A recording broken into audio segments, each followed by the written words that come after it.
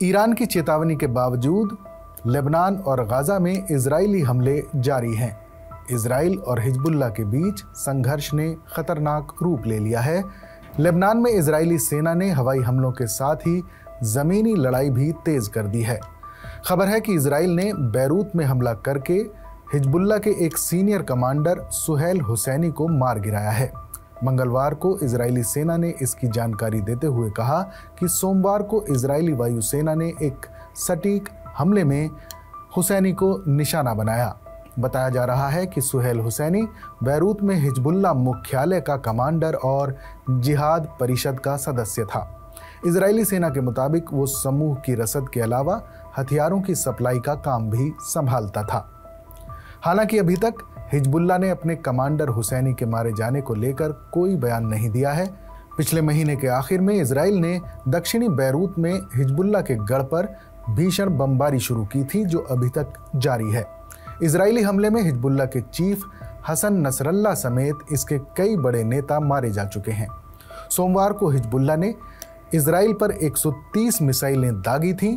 फिर जवाबी कार्रवाई में इजराइल की आईडीएफ ने ताबड़तोड़ हमले करते हुए 1 घंटे तक 100 लड़ाकू विमानों से 120 साइट को अपना निशाना बनाया।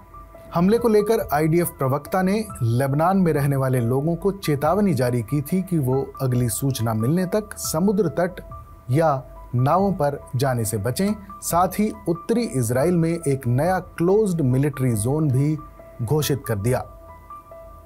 वहीं लेबनान में हिजबुल्लाह के ठिकानों पर किए गए हमले को लेकर आईडीएफ ने जानकारी दी है कि हमारे फाइटर जेट्स ने अलग अलग यूनिट्स को निशाना बनाया है, जिसमें रादवान फोर्सेस, सदर्न फ्रंट की regional units, missile rocket force और इंटेलिजेंस यूनिट शामिल थे।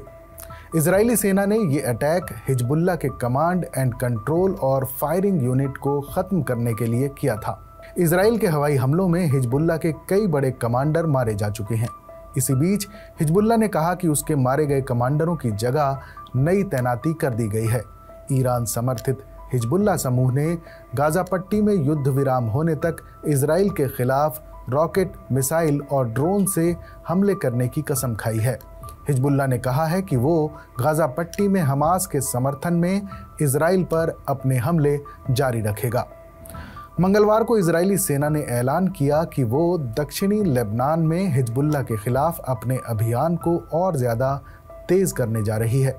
आईडीएफ के हवाले से इजरायली मीडिया में खबर है कि उसने लेबनान में 4थी डिवीज़न तैनात कर दी है, जिसने दक्षिण पश्चिमी लेबनान के तटीय इलाकों में सैन्य अभियान शुरू कर दिया है। दक्षिणी लेबनान में पहले से ही आईडीएफ की 3 और डिवीज़न तैनात हैं, जो हिजबुल्लाह के खिलाफ बड़े पैमाने पर ज़मीनी अभियान चला रही हैं। 146वीं रिजर्व डिवीज़न के जुड़ने से लेबनान में इजराइल के ज़मीनी हमले में शामिल सैनिकों की कुल संख्या 15,000 से ज़्यादा हो गई है। खबरों के मुताबिक इजरायली हमले से लेबनान में अभी तक 2100 लोगों की मौत हो चुकी है। इसके अलावा 11,000 से ज़्यादा लोग घायल हो चुके हैं। 7 अक्टूबर 2023 को इजराइल पर हमास के हमले के साथ शुरू हुई जंग को 1 साल पूरा हो चुका है। अमेरिका, यूएन और कई मुल्कों की तमाम कोशिशों के बावजूद ये जंग नहीं रुक पाई है और मौत का आंकड़ा लगातार बढ़ता जा रहा है।